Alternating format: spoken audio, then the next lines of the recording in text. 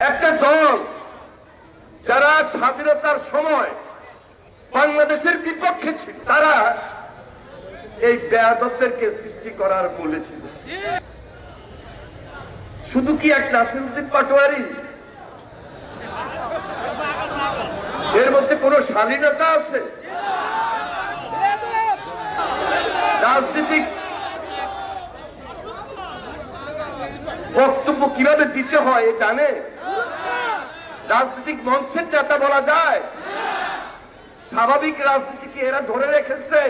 তো তারেক রহমানকে নিয়ে যেভাবে গায়ে পড়ে উচ্চ বাচ্চ এমন এমন অশালীন ভাষায় বক্তব্য দিচ্ছে, এখনো তো আমরা এই দেশের মানুষ ধৈর্য ধরতেছি।